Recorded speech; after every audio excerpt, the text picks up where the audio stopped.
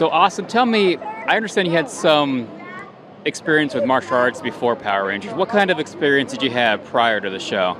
Well, I started, my first martial art, I was 5 years old, was judo.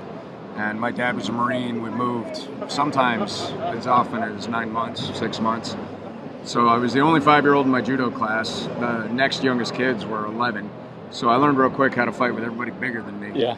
And it became my preference. After that, Shinkido, Balbando, Chinese kickboxing, Newaza, Taido, Wow. Krav Maga. The list went on. Taekwondo. Taekwondo is probably what got me the job on Power Rangers. Okay, how so? I mean, how? All the kicks. Okay. They wanted the big, flashy stuff, and that's Taekwondo.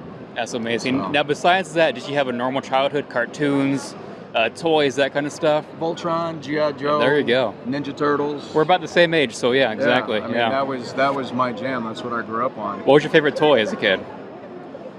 Well, I didn't have a lot when I was really little. My dad was a Marine, mom was a cop, so I had 3 favorite toys. One was a Spider-Man car that melted on a floor heater. The other one was I had a G.I. Joe figure, and then I had a BB gun. Back when kids could have BB guns. I know. Guns. Yeah, it's against the law pretty much nowadays for them to have. You got something with a trigger? What's the matter with you? Oh, Jesus. So about the show, tell me about the first audition you had for the show.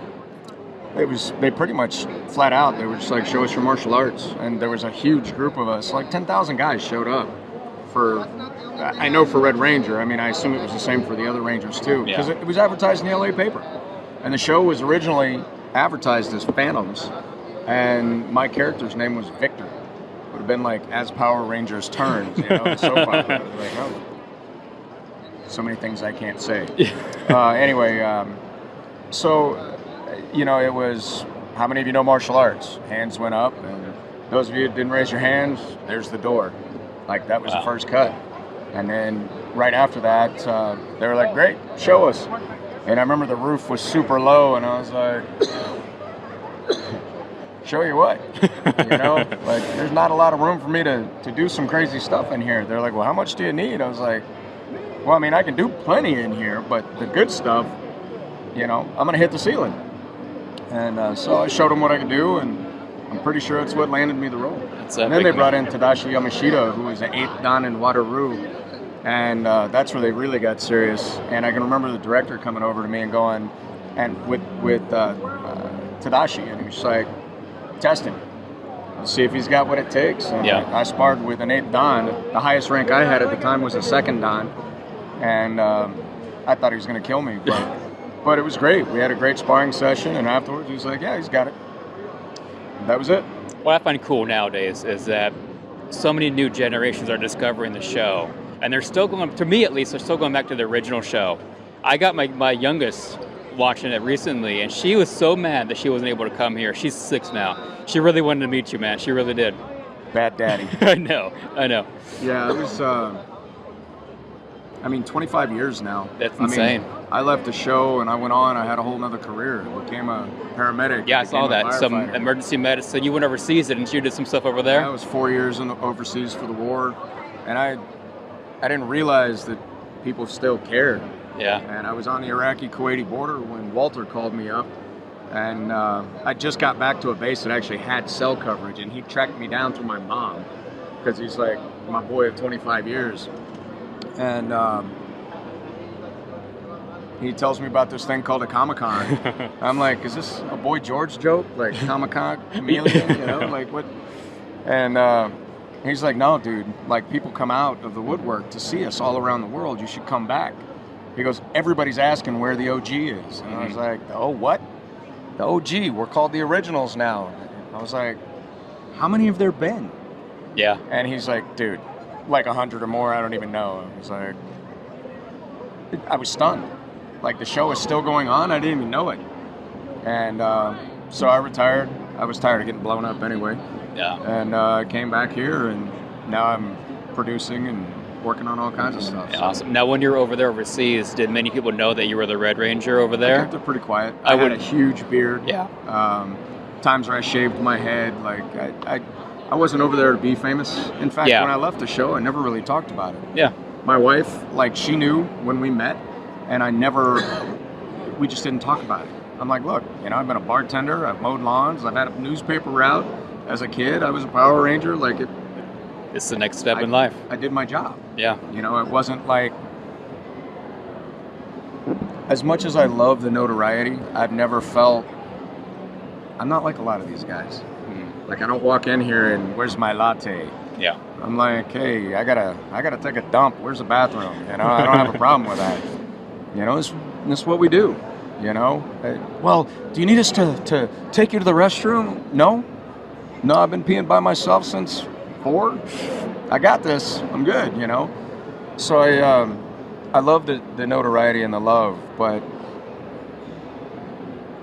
I still feel like sometimes I'm just a dude, man. I love that. I'm just a dude. And so it feels like a bit much from time to time, but I bet. But I still appreciate all of the love from 3 generations now. 3 generations. It's crazy. Damn, I'm old. Yeah, we are. Yeah, these guys. I know they're so young over there. Look at them. My they were the kids are perfect age. Right there. Those guys were their perfect age for Yep. Power Ranger when it came out. Yep. My 3 kids watch. I mean, How old are they? 8, 5, and 3. Yeah, sounds about right with me. I got 14, 11, and 6. Yep. My 14-year-old makes fun of it, of course. Yeah. But the other 2, they watch it. It's it blows my mind, and I all day long, no matter where I am in the world, even when I've got translators, German or whatever, people just go on and on about. It wasn't just a TV show for a lot of people. It touched a lot of people's lives. Yeah. And I didn't understand that early on. We were big brother figures or sister figures or father figures or just the show where a little kid could go and watch it because his parents beat him all the time. Yeah. He was like, this was my 30 minutes of happiness. I mean, the stories I have heard are mind-blowing. Yeah. And it's brought me back to the business. I love it. Yeah. It's great to meet those people who were affected so much by you and your performance and everything else involved in the show. Well, or my castmates. Yeah, exactly. I mean, countless people. Walter, one of the first black superheroes. He was. All day long, people walk up to him and they're like, you were the first of our kind. You were a positive black role model for me and my family. And they love him, and same with Karen and Johnny Bosch with the Asian community. And you just see so much love and appreciation for all of it. And whether it was black, Asian, white, pink, whatever, we touched on all of these communities. And I mean, they told us the ratings were insane, but we weren't at everybody's house seeing these what was moments. doing. Yeah. And so to hear it now, 25 years later, is probably one of the, talk about job satisfaction. I go everywhere in the world and I get nothing but love. Yeah. Whether I was a favorite or not, people are like, oh, well, I like the yellow. I'm like, that's okay. We're all on the same team, man. I'm like, it doesn't have to be me. I'm just glad you loved it. Yeah. Awesome. Thank you again for your time. Thank you brother. for your service over here, overseas, everything. And you're awesome. I think I love how down to earth you are. So that's cool. Thank you, brother. All right, man. Appreciate it. Catch you later. Take care, man. Thanks for listening to Saturday Morning Rewind. Please check them out on Facebook and Twitter. And that's all, folks.